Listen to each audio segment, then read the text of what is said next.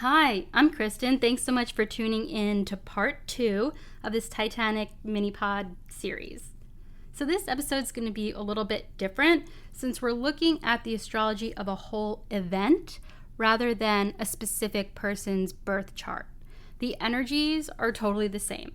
So for example, Leo energy expressed by a person will have that same flavor when it shows up as part of an event. And I'm so excited to do this episode and get into a mix of astrology and mythology. Hopefully you'll find these cosmic clues as cool as I do. So, like many of you, when life throws in these occasional wild cards in the form of shocking headlines, i.e. an imploding sub at the site of the Titanic wreckage, astrology often feels like a safe place to land and an opportunity to understand the energies at play, and often delivering a sobering lesson in what we are actually in control of in life. So astrology is valuable for so many reasons. Not only is it a map for and of ourselves, but astrology is a map of everything around us too. And last episode, we touched on some fundamentals of astrology and the important role that it played in the story of Titanic, albeit behind the scenes. And this was, of course, a different time, a different era, and J.P. Morgan's interest in astrology was kept totally private, likely due to the unconventional nature of it all and his use of it. Or maybe he wanted to keep the secrets of the universe to himself. Who is to say? A side note, the universe is endlessly abundant, so we may as well share the wealth of knowledge that we do have. So J.P. Morgan, as we mentioned, was an Aries tycoon ahead of his time. And we can likely thank his Virgo moon for leaving us with some valuable insight into how to use astrology in a practical and tangible way. We are, after all, Earthlings. So in this episode, we'll focus on the night sky of April 14th, 1912, when the Titanic struck an iceberg at 11:50 p.m. and sank below the icy Atlantic waters in the early morning hours of April 15th, 1912, around 2:20 a.m., so just a few hours later. And while the Titan submersive implosion is new to history, Titanic, the ship's sinking over a century ago, is not.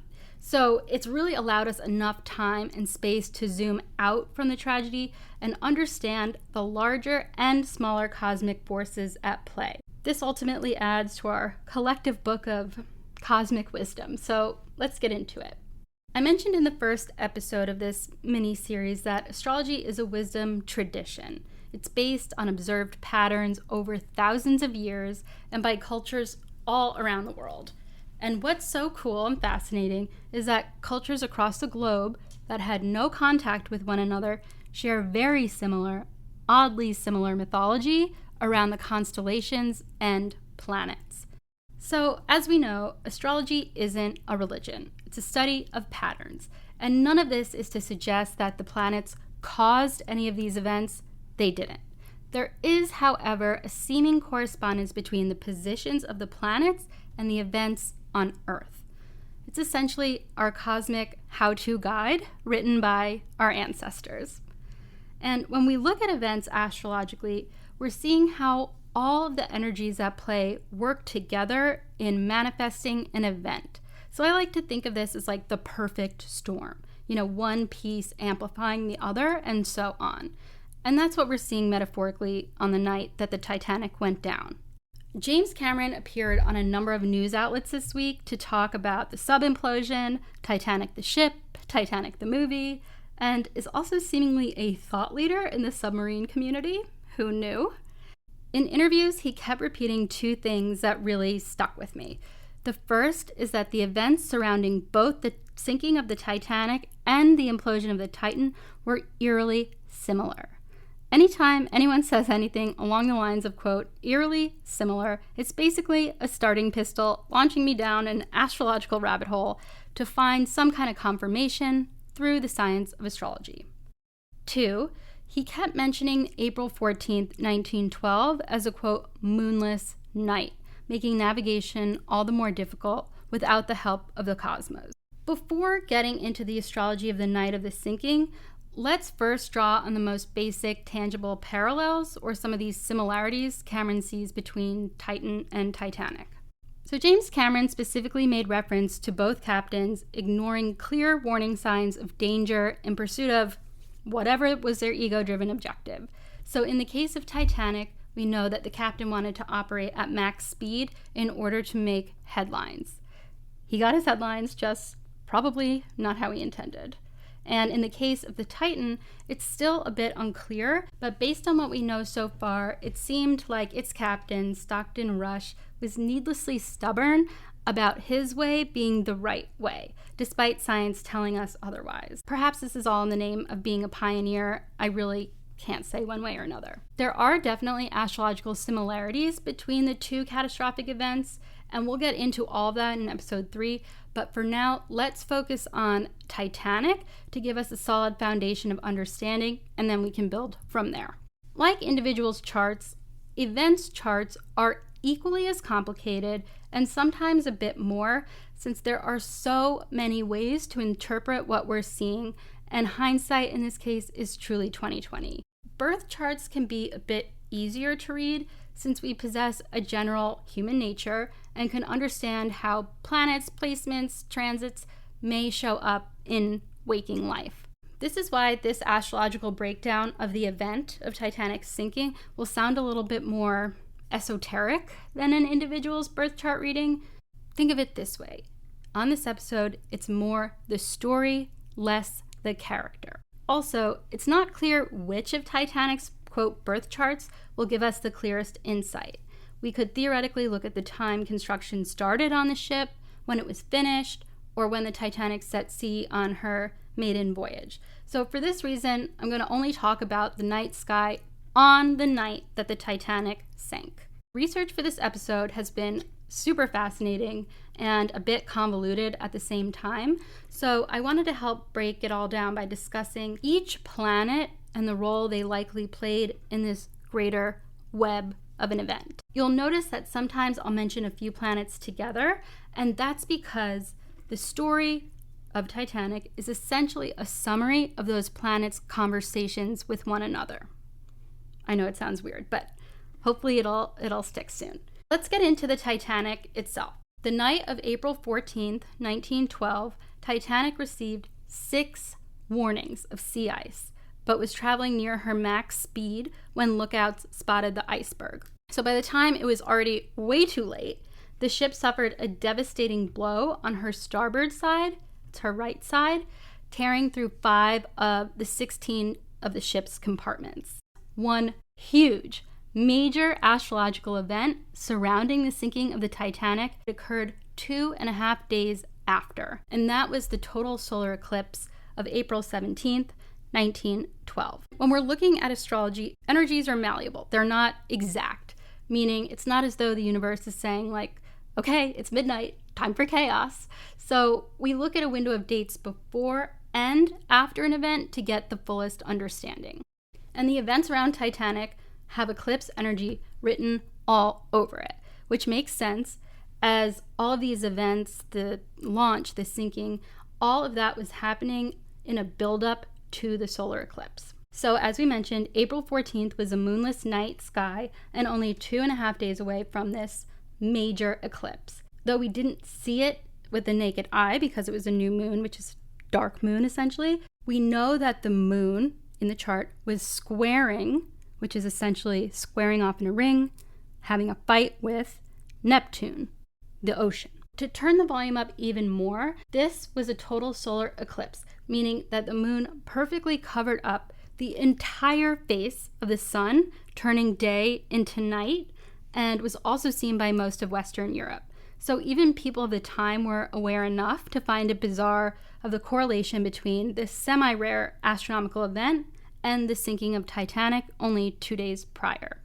So from an astrological spiritual perspective, a solar eclipse is 3 times more potent than a new moon and can be an extreme change agent. And change is scary, and we Earthlings typically don't like it. So whether it's a solar eclipse or a lunar eclipse, these events symbolize drastic new beginnings and turning points, and often mark times of unpredictable and unexpected shifts in our lives. So for centuries, across cultures, across the globe, eclipses brought an omen that something extremely significant is about to happen. And that was because they do. So eclipses always bring the unexpected and something you couldn't have planned for. It's always something major that changes your life forever. Something ends, something begins. Eclipses tend to bring the best and worst moments of our lives. So it could range from, promotions, triumphs, letdowns, eureka moments, weddings, divorces, project launches, childbirth, moving to a new city, meeting the love of your life, losing the love of your life, and so on. So in other words, during an eclipse, expect shocking meetings and partings. And if you think of pinball, it's like when you get into that ding, ding, ding, ding, double point mode for a moment. These are ways to speed up our individual evolution and evolution as a society. Whatever it is, it's super intense. As a side note, I've noticed that a number of really significant albums or songs are dropped during eclipses. I'm excited to talk about that in an episode soon, but for now, let's get back to the Titanic. As for the night of April 14th to the 15th, 1912, let's look into the most prominent astrological challenges of the Titanic. The darkest time during a moon cycle is just before a new moon. It makes visibility extremely limited. So not only was this a dark moon operating in eclipse weather, there was a fog, poor visibility. And this is sort of like high Neptune. Neptune is very much that foggy energy. And Mercury was retrograde. So the sun at the time of the sinking was in Aries, and the moon was in the elusive and mysterious sign of Pisces, which is a sign ruled by Neptune and associated with the ocean. We tend to associate the sun more with our ego, our sort of outer selves, and the moon with our emotions and our inner worlds. So if I were to look at this, obviously now in hindsight, an Aries sun with that Pisces moon on this date was sort of a harsh reminder that man's ego is no match for the Piscean Neptunian realm of oneness and spirituality, because it's the ego that separates us and it's spiritualism that connects us. So with the sun in Aries, this big, impulsive, adventure-driven baby, the first sign of the zodiac, and the moon in Pisces, the spiritual mystic, and the last sign of the zodiac, we can expect some karmic-style showdowns. Let's look exactly at 11:40 p.m. on April 14th. This is the moment that the ship struck the iceberg. The moon is in Pisces, and the ascendant, rising, is in Scorpio, meaning Scorpio was a constellation rising on the eastern horizon at this point. And this is forming a grand trine, which is essentially a triangle with Neptune in Cancer. I know that seems super confusing, but let's look at what signs we're talking about. Pisces, Scorpio, and Cancer in a triangle. Those are all the water signs. The moon and ascendant flowing with Neptune in all three of these water signs at this point. Water puts out the fun and fiery spirit of the Titanic. So remember in a couple of episodes ago, we spoke about how the ascendant or the rising sign changes every 2 hours, which is why the more specific time we have for birth will give us the most comprehensive birth chart. So by the time the ship is fully underwater, just after 2:20 a.m. on April 15th, the ascendant, rising, is in Sagittarius, and the intense transformation of the scorpionic sinking is over. The people left in the lifeboats needed faith at this point that they'd be rescued. Sagittarius rules faith. So let's talk about the moon on April 14th specifically. We kept hearing James Cameron refer to it as a moonless night. Well, where the hell was the moon? It was a new moon in the sign of Pisces. When the new moon occurs, we can't see it in the night sky. And this is because the moon does not create light, it reflects light. When the moon lies between the earth and the sun, only the backside of the moon is lit by the sun. In this situation, the side of the moon facing the earth is not able to reflect any light at all and appears dark. Let's talk about the role of Mercury. Mercury, the planet of the mind and communication. When Titanic sank, Mercury was retrograde. It was also in the sign of Aries. This sort of links back to J.P. Morgan. John Phillips was a Titanic radio operator who had a wireless breakdown, Mercury retrograde, and he got an ice alert from the steamship Mesaba and did not pass it on. The ship SS Californian sent another alert. He ignored it. Phillips' life was lost along with countless others. So apparently he was too busy to listen to iceberg signals on the evening of Titanic's sinking because he was occupied sending out telegrams of onboard passengers who wanted to send electronic postcards, essentially, from the luxurious ocean liner. In fact, when the radio operator on the Californian, the one ship that could have potentially rescued Titanic passengers, warned Titanic it was entering an ice field, Titanic's operator replied, "Shut up, I am busy." So after the arrogant reply, the Californian operator decided to shut down for the night just when Titanic was approaching the iceberg. Let that be a lesson to us all. Another communication issue was how uninformed the crew members and the passengers were when it came to the seriousness of the problem. People on board didn't even start to really process what was happening to them until they saw the nightmare with their own eyes. And even some of the high-ranking officers weren't clear on the severity of the situation until over an hour into the sinking. Side note, I mentioned in the last episode that Mercury retrograde is nothing to fear. However, if it manifests in this way, feel free to get freaked out. Luckily, this is quite rare.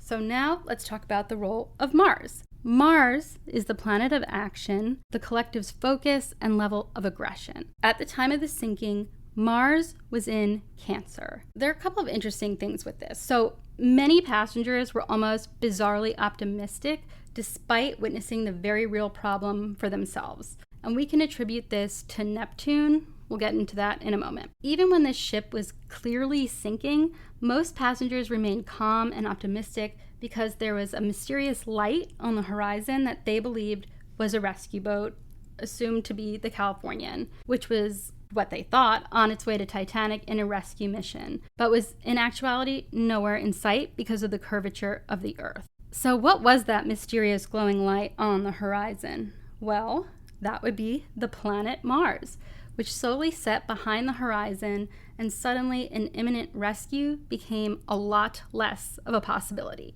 To note, Mars was in Cancer and Neptune was in Cancer this whole time since April 5th, which may be why Neptune, the sea, was more aggressive Mars than we'd normally see. So let's get to the role of Jupiter. Jupiter is the planet of expansion, the collective sense of hope and growth. On this night, Jupiter was in Sagittarius. So while Jupiter is the planet of hope, when it's squared off against Venus, essentially having an argument with Venus, this turns that hopeful Sagittarius energy into false hope. And we know that the last bit of hope on the horizon was actually the literal sight of the planet Mars, and the women and children had to face the reality that the men would likely perish. This is what a showdown between Jupiter and Venus can look like. Let's get to the role of Saturn. Saturn is the planet of structure, global structures, time, collective karma, and on this night, Saturn was in Taurus. So these two very stable signs were dealing at the time with collective karma. Okay, let's talk about Uranus.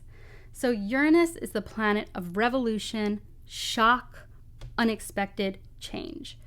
I like to think of Uranus as like plot twist energy. This night, Uranus was in Aquarius. And Uranus, being the great surprise party of the zodiac, is very much that sudden news that changes everything. So revolutionary Uranus in its home sign in open-minded Aquarius has a tendency to bring change and upheaval, though it's typically embraced, and I guess at some point, what else can people do but face reality?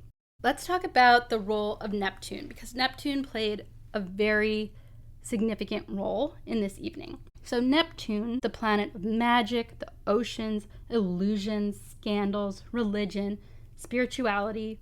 I like to think of the song Hotel California by the Eagles as the song version of Neptune, if that can help paint the picture. And at this time, Neptune was in Cancer, the planet that rules family, history, safety.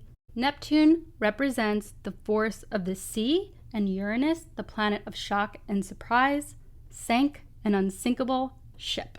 That same night, Venus, the moon, and Neptune were all very close to each other in the sky, and this is called a conjunction. So when planets are close together in this way, it's considered good energy generally. So Venus, the moon, Neptune conjunct, again, meaning physically close to one another, their energy can manifest in a couple of ways with regards to the Titanic. If we're looking at a more positive manifestation of the energies, the moon, Venus, and Neptune could be seen to represent the women, children, and their salvation. Or, if we're to face a sobering reality, it could represent the gilded opulence of the luxury liner, that's Venus, and their confusion and the ensuing chaos, which is the moon and Neptune. Okay, so let's talk about the role of Pluto. So Pluto wasn't discovered until 1930, but that doesn't mean her energy wasn't there to influence the other planets. It's just that now we're able to understand where that energy came from, and we can really see the impact that Pluto had and has in our daily lives and the collective at large. On this night, Mars and Pluto were squaring. These two planets squaring, essentially squaring off in the ring, is symbolic of reckless persistence in the face of grave danger. The Titanic failed to slow down even after receiving several wireless messages warning of the ice ahead. I know this is a bit confusing, and when we're talking about how these planetary energies can manifest in real life, I like to think of it as like cosmic Taco Bell. So the same 3 or 4 ingredients, planets, are mixed up by the Taco Bell think tank in such a way that we get a new and exciting menu item every time. So let's get into some side mythology because I love this. Neptune was the Roman version of Poseidon, who is god of the ocean and who is an Olympian, before taking Oceanus' throne and demoting him. So now Oceanus, Uranus, and Prometheus were all Titans. They were part of the earliest known Greek pantheon who teamed up to fight their common enemy, Neptune. This trio, and I kid you not, were called the Titanic deities. They were later overthrown by 12 Olympian gods who reminded them once again who is in charge. So we know that the White Star Line created not only the Titanic, but its, quote, little sister ship, the Olympic. So in Greek and Roman mythology, this is basically a big FU to the Olympic gods since they already defeated the Titans, and now Titanic, getting a little too big for his britches, dared to be a bigger ship than the Olympic, declaring itself the largest ship in the world? GTFO. Were the gods a little pissed at the audacity and the hubris? Perhaps. You know, our inner wisdom and stories are endless. Now, Titanic, that arrogant ship, was at the mercy of Neptune, as we're in his realm. This is the realm of oceans and subconscious fears, meaning man did not want to admit his mortality, and Titanic refused to show humility. Neptune had to send a swift reminder. Ugh, I love mythology. It's so cool how it transcends time and space, and it's a little trippy. So, okay, one last note on the night of April 14th, when the lifeboat passengers were finally rescued by the Carpathia, the ascendant, meaning constellation rising over the eastern horizon, was in Capricorn, creating a trine, that good energy triangle, with Saturn and Taurus. Stability returning. So thanks for checking out this episode. I hope it made sense. And if you have any questions or you want to talk more about this, reach out. I love to talk about this stuff. On the final third of these little pods, we'll discuss the astrology of today, about the similarities between the astrology of the Titanic and the Titan submersive, and get into the seemingly random drama brewing in the oceans the past couple weeks. So until then,